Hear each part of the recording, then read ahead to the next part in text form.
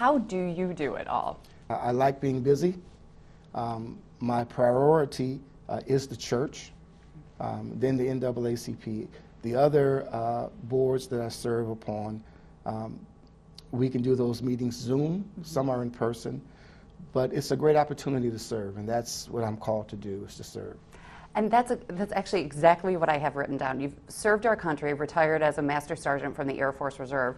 You serve God as a pastor, and you serve the community. Your life is service. It's service, yes, yes. Yeah, talk to me about that. It's I don't know, it just came that way. It fell that way. This is my calling to do, and I'm very excited and happy to do that. You know, it gives not only fulfillment, but I like to see others in their life prosper. So it helps in those areas of just reaching out and making connections for individuals to see how they can help improve themselves. Mm-hmm. So I get great joy in doing that. My wife says I have to stop, but that's not part of who I am. You know, so I thank God for the opportunity, for the strength, and for the ability to do some delegation in those areas. Those boards have other individuals that help to make things possible, and with that being the case, I'm able to serve without any duress. I put it that way. I can't even imagine how many directions you're pulled in trying to juggle it all and give your best with every one of these roles that you play. Where do you find the strength and the resilience to just keep going with all of this? Well, sleeping at night, it helps. It helps a lot. And then just compartmentalizing those areas. Looking at a lot of mental notes and the meeting minutes. Mm-hmm. They help to guide that process, mm-hmm. And help to make it more smooth or transition. It helps to keep the train of thought as well. Mm-hmm. And working with good people mm-hmm. is the most important part. Mm-hmm. They help tremendously.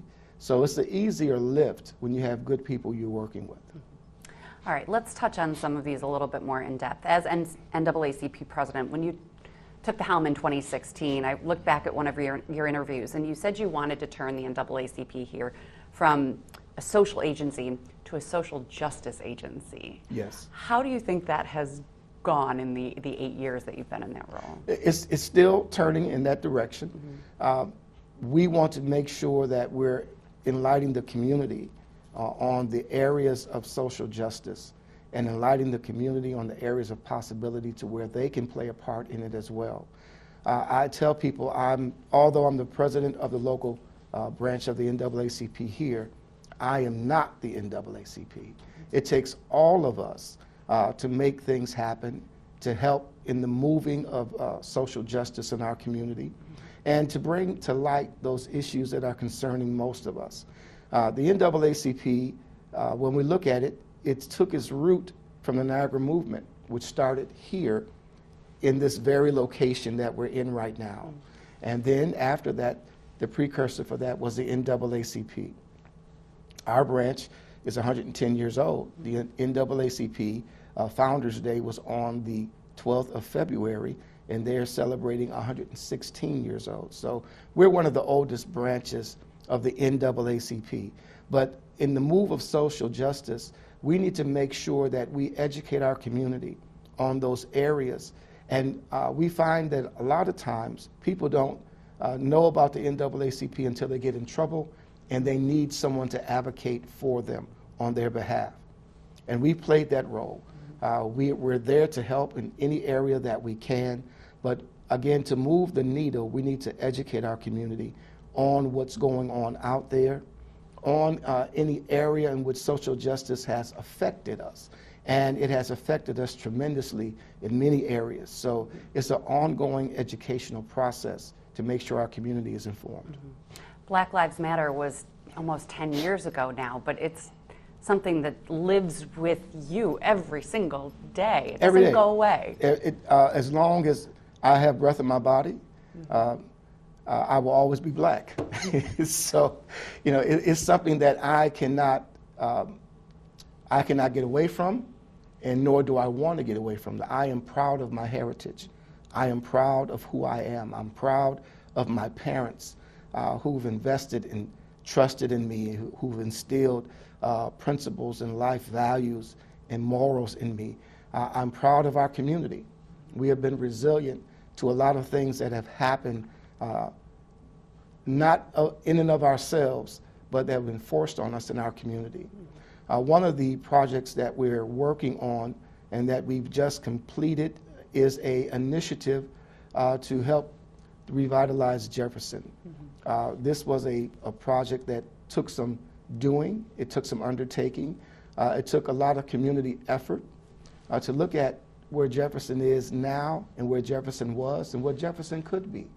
So as we did this initiative, we made sure that we had community partners as part of it, to invest in it as well, to help in supporting the initiative.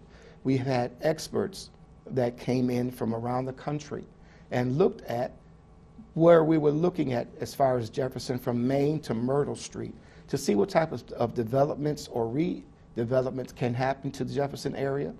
And not just Jefferson Strip, but the other outside areas, housing, you know, businesses, entertainment, restaurants and entrepreneurship.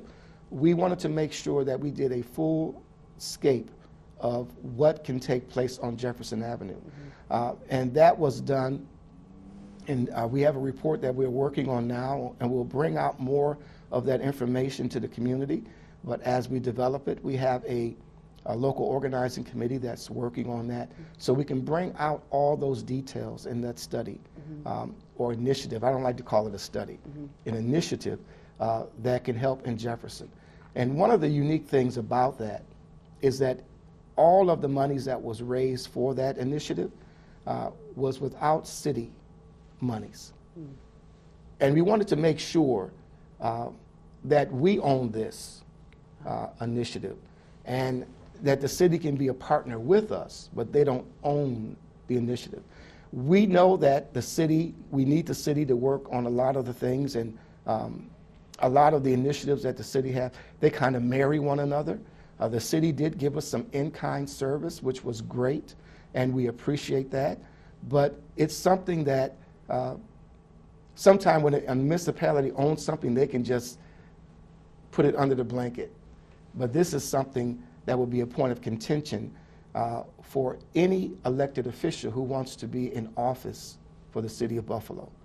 What are you going to do with the Jefferson initiative that the NAACP did? What are you going to do for the people in the community of that area? So whoever wants to vie for office, be it in the city council, be it the mayor, be it the legislator, we have an opportunity to see what they're going to do for our community. Because Jefferson has been in blight for a great while. The Bill Stadium was on Jefferson. When that moved, a lot of the revenue, a lot of the development that could have happened in an urban area because of a stadium would have been millions and millions and millions of dollars in development in that area. And then we look at other areas around the city of Buffalo that have been developed, that money has been poured into. We know now that organizations like People Inc. are on Jefferson. The Buffalo Urban League is going to be establishing their building and headquarters on Jefferson. And many others are going to be a part of that initiative as well. So we look at how we can even further develop the community. And that's going to be a point where whoever wants to say they want to represent the city needs to represent Jefferson as well. Yeah, and Jefferson really came to light, obviously, with 514 and right at the tops there. And I think a lot of Western New Yorkers had their eyes open to the blight, the poverty, the inequality, the food desert. And yes. just all of the needs of that community. And there have been a lot of promises from the state, with the governor saying we're going to give you $60 million to put it directly toward the needs of that community. And there was so much hope after 5/14 that things would change. Have you seen any of that, and what needs to be done? Well, what needs to happen, and you said that will change. It took time for that Jefferson to be in that condition. It's going to take time for it to happen, to come out of that condition. So there's no quick fix in anything. We have to make sure that mechanisms are in place and that opportunities are in place, not for just those who want to come and be a part of Jefferson, but those who are already existing in the Jefferson community. So housing, we need to look at how we can get better housing stock in Jefferson, how to repair those homes in Jefferson. We have some of the oldest housing stock in the country. And now we have to look at areas that we can better that, because people don't want to lose their house. They don't want to lose their community. They are born and raised in that community. They have, and I'm going to say it like this, roots in that community. And you don't want to uproot anybody. And you also don't want gentrification to happen. So we need to look at a way in which, in systematic way in which we can make sure that we don't lose those residents who want to be in that community. I grew up in that area, worked in that area growing up. Remember the Juneteenth parade that originated from there all the way down from Jefferson and Best to Jefferson and East Ferry, down to Fillmore and East Ferry, and then down to Martin Luther King Park. So it was a great festival, great events that happened there. The Apollo Theater, all of that, communities, small mom and pop shops that were on that strip as well. We want to try to bring that back, but you need to have individuals who are going to be there to help in those moves. So to say you're pouring all the money in, or you have money allocated, now we have to look at how we can use the allocations to make sure that money goes to the right areas, right people, right community of Jefferson. Because Maine to Myrtle is roughly 3 miles. So we need to look at how we're going to look at those areas and invest properly in those areas that they'll become more sustainable. We do need to talk about the rollback of DEI, and how concerning is that for you as the president of the Buffalo chapter of the NAACP? It's very concerning. We have stores now that have, when the president has stated in an executive order that he wants to pretty much cancel DEI, we have stores in our community who have now followed that particular policy of removing any utterance of diversity, equity, and inclusion in their reporting statement. There are stores like Target, Walmart, Amazon, even McDonald's. They're taking that out of their end of the report statement. And there are many others as well. It's very concerning because we live in a United States of immigrants. No one is originally from here. So how can you say that you're going to remove diversity, equity, and inclusion? Then you need to remove yourself. It's very important that we understand all of our history. No one is an original a North American or South American individual. We all came from someplace else to make America what America is. So it's very important that we learn that we learn our history, that we learn that our diversity makes us stronger, not weaker. All of the ideas don't come from one set or group of people. It takes all of us to make things happen in America. And when you have one faction that wants to, again, just spew words without thought and spew hate and keep that going, you're feeding into one base that wants to destroy America, not make America great. So it's very important that we understand our history and the role that diversity, equity, and inclusion has made in America. It made all of us better as citizens in America because we all come from someplace else. Do you feel like you're going to have to fight a lot harder now? Well, we're going to not fight. We're going to have to encourage those who feel that they're right in what they're saying. We have to prove to them. We shouldn't have to prove to them. If we stop patronizing those stores, I think that'll be proof enough. Because I'm going to say it like this, the black dollar is powerful. And if black dollars and those others cultures and ethnicities don't patronize those stores, just like in the 60s when they had the bus boycott, or they'll want us to come back. And then they'll be forced to look at how they wrong themselves and our community. So if we stop I cannot tell people to stop shopping there, but if we stop shopping at those particular stores that have canceled their DEI policies, they will feel the brunt of the wrong decision that they've made. So it's important that we stand together as a community, and we can shop wherever we want to.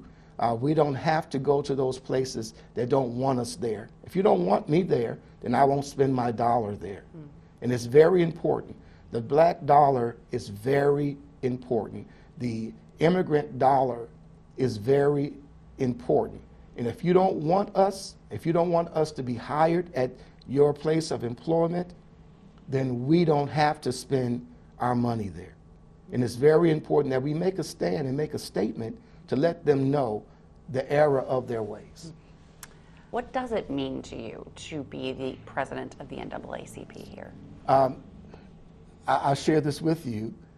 When my tenure with the Baptist Ministers Conference as president ended, I was a member of the NAACP, and my predecessor, Frank Messiah, I talked to him. I never did anything behind the scenes. I'm up front in all of the things that I do. And I talked to him about it, and he was happy that I was even interested in becoming the president in 2016.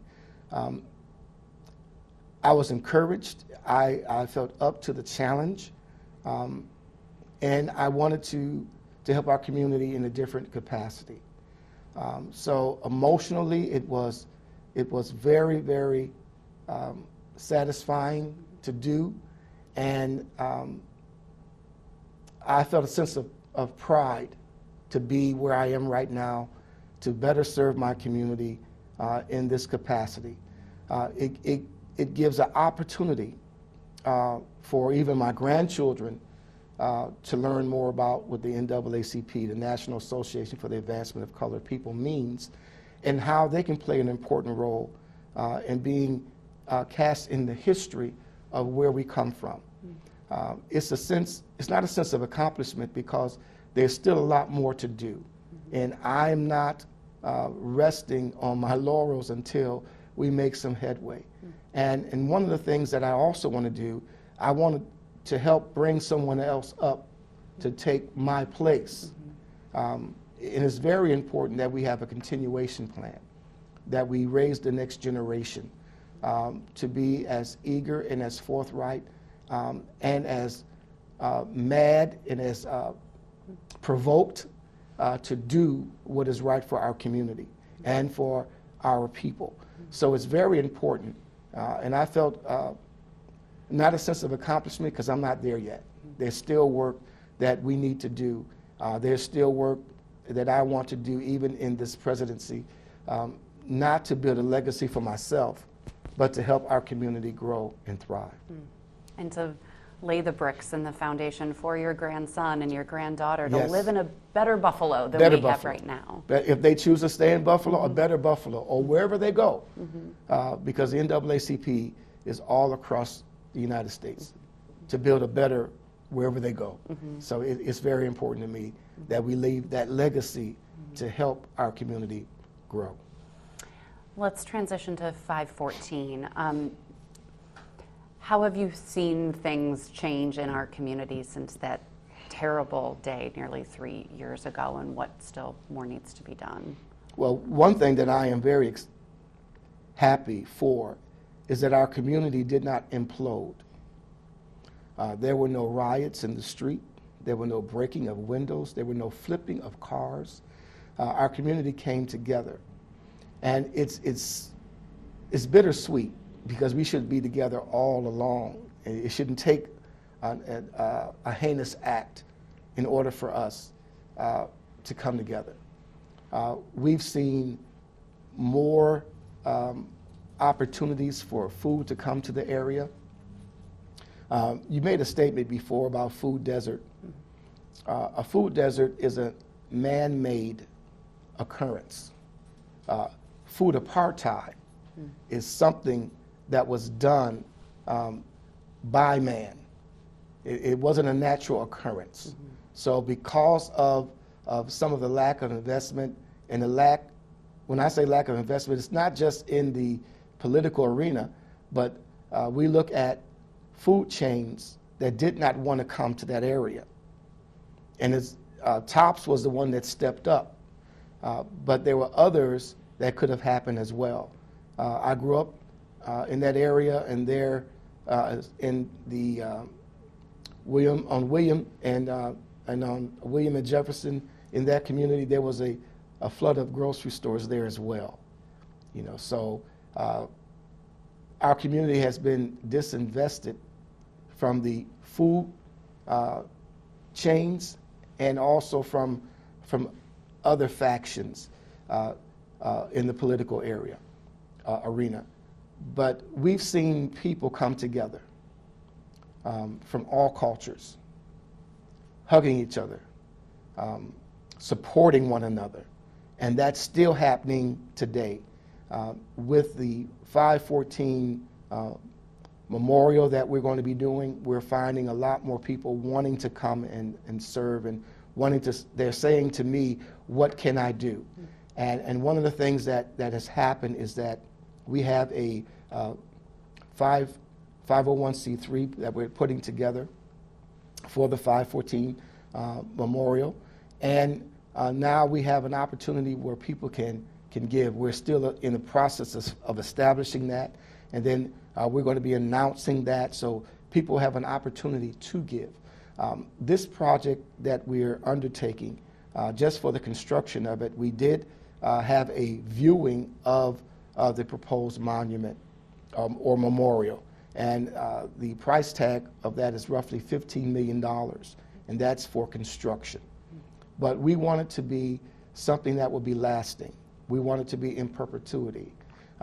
We don't want to have a one and done. We want something that not only can be generational in helping to eradicate the racism that has brought Jefferson community to that brink.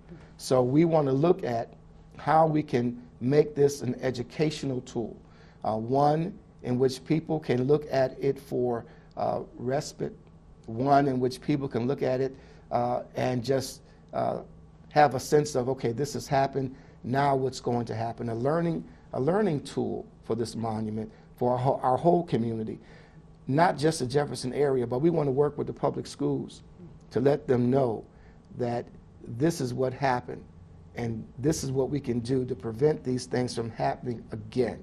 So it's going to be an educational tool. We want to make sure that this is going to be a marquee opportunity for our community to come and learn here. We'll also have different artists maybe having exhibits there as well. There will be an area for education and have different events and lectures and things of that nature to be a part of this as well. So all of these monies will go into maintaining that facility and making sure that it is a learning facility for our community. The Buffalo schools can go there and other organizations can go there and learn about what has happened to those lives that were lost and even wounded. It's more than those lives that were lost and wounded, it's a whole community. So we wanted to make sure it's a learning opportunity for all of the city of Buffalo, or actually Western New York, because it affected all of us. So that's where the monies will be going. and in making sure that we do a proper job in making the maintenance and things of that nature possible. Can you give any sort of updated timeline for the project? Well, I want to thank Governor Cuomo and the mayor at the time. It was Mayor Brown. They did give us monies to start. The governor gave us $5 million, and the mayor in the city of Buffalo gave us $1 million. And we're looking at using those monies to help in giving a director that's going to help in the fundraising and even the programming of the memorial. And the $5 million that the city gave, that the governor gave, is more for construction purposes. Mm-hmm. So we want to use and allocate those funds to help get a director that's going to help in the fundraising and help in the programming. So we did do an application for that, and the application did close the end of January. Now we're in the process of going over those applications and selecting an individual who will be in that position. Okay, and so that person will then help oversee the whole Absolutely. project and really ramp up the fundraising so that construction can Absolutely. begin. And this seems like it's a years-long undertaking. I mean, it's already been almost 3 years, but Right.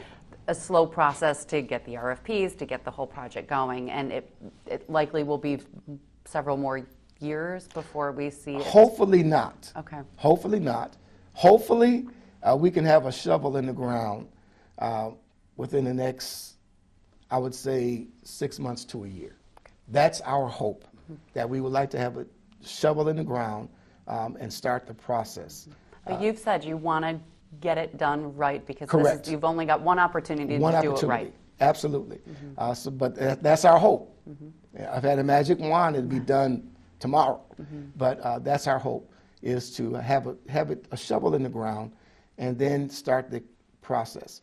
There are many people, organizations that want to contribute, but we didn't have the mechanisms in place to say, here, contribute here, give the monies to this particular organization. But now that we're establishing our own, those questions can now be answered to those individuals that still want to give and be a part of the process.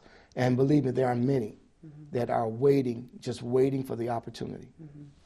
And it really is about helping the community heal, because while it's been almost 3 years, the community is still hurting. Now, as for the families themselves, I mean, you help to oversee the Survivors Fund. Have those monies been distributed? And Yes. What's it like for you working with these families in that process? Can I say that no one wanted to be in that position? But we were able to get through it, and we kind of built a family ourselves for the individuals that were helping in the 514 compensation. All of those monies have been distributed. All those families and those who were wounded and those who were in the store and those in that targeted area received some compensation. Nothing can replace the individual. I wish we would have had more to give out to those, but we gave out what was collected. So the compensation, the 514 compensation fund is over. All those monies have been given out to those families, to those who suffered loss of a loved one, to those who were injured, to those who were in the store, who were at that moment in the surrounding targeted area. So that particular phase is over. And now we're just working on the phase for the 514 Memorial. And how much does it weigh on you to be, the chair of this commission and making sure that it is done right and that our community heals, moves forward, gets better, and doesn't forget this tragedy that forever changed Buffalo? You have some sleepless nights because you want to make sure things are done right. And it's not the weight of the TV or anything else. It's just your genuine compassion for the individuals who were affected by this. And those who were affected were all of us, but mostly affected were those who had direct impact. So it's some sleepless nights. It's some nights that also bring back memories of a loved one that you have lost. So it brings back a flood of memories, and you just want to make sure you're doing it for the right reason, and you want to make sure you're doing it fairly for the individuals. So it takes a lot. It really does take a lot. People just don't know. It's never easy. And when you're in the service for individuals, it's never easy. Right. But you do your best to make the best evaluation that you can to help the individuals. And finally, moving on to the Stadium Community Benefit Oversight Committee. As chair, how do you think the bill should invest $3 million annually over the next 30 years into our community? What we're doing with that is we're having meetings with the community. We have an annual meeting with the community. We want to take their input, take what some of the initiatives that the bills have as well, and to properly allocate funds to those organizations that are in need or impacting the community. One of the things that we make sure is that we want to make sure we get the best bang for the value of the money that we have. One thing the bills have done is that they're no longer just giving money to organizations. They want to look at the impact that those organizations are doing in the community. And that's a fair assessment. And also, we don't want people to get comfortable. If you receive funds this time, that doesn't mean you're going to receive funds on a continual basis. We want to make sure it's fair across the board. And looking at the areas of need in our communities, and we want to try to address those areas of need. So I applaud the bills for this effort, as well as the governor and the county exec who played a major role in all of this coming together. But the most important thing is, what are the needs of the community? We can't take care of all the needs, but if we can take care of some this year and then deal with some next year, we want to make sure that that money goes into all of Western New York.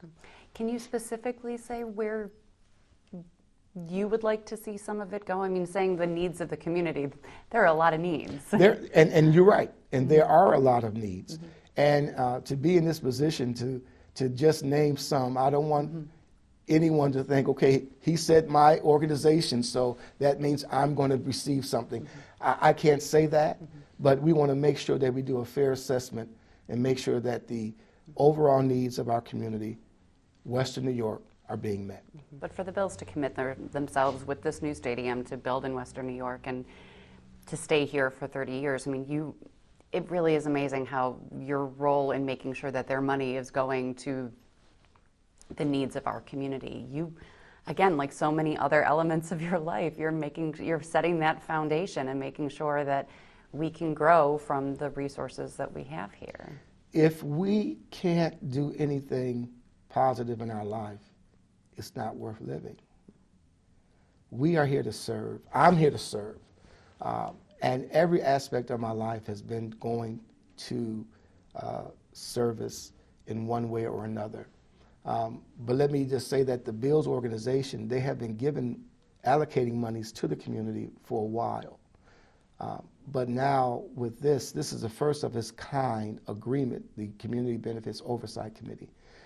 The first of its kind in the NFL that's helping communities. So we have the fortune of being one of the first, and I believe as we do this correctly, you'll find other communities and other NFL stadiums doing some of the same things. But we have to make sure, because we're building it as we fly, we have to make sure that we do it right, and that because other people are going to be watching us, other organizations are going to be watching us for the next for the next stadium that wants to be built wherever. They're going to look back on us and see what we've done and how we've done it, how we've helped the community. And I believe it's going to be a pattern in which will go on for years and generations. I just want to backtrack to very early on in your life, because we've talked so much about your leading this life of service. But when did it all begin? Where did it come from? How were you called to all of this? God had a calling on my life at a very early age. And I found that in any and every area of my life that I was in one of leadership. And it's not to brag or to boast, but he put me in situations and circumstances to where he allowed me to help lead individuals into a better area of life. When I was even growing up in church, I was one of the youngest deacons and Bible study teachers at our church. And at the time, that was the First Timothy Missionary Baptist Church under the pastorate of Dr. Reverend Kenneth Wilkerson, who I grew up under. And now I'm pastoring the family church, the first church I ever stepped into as a baby, the Second Baptist Church in Lackawanna, where all of my family grew up and was a part of the church at the time. My father was a Boy Scout leader. He was one of the head ushers of the church, and my mom was the same. So I followed that pattern that I saw from them and from a lot of my other family members. My uncle was a deacon in the church, and we grew up in that way, in the service-related way. So I knew nothing really but that, to serve. And even in the military, I was part of the overall policy council of the military. I taught total quality management in the service. I was an EEO officer, equal opportunity counselor in the military. So all of that has helped shape me to be the person I am.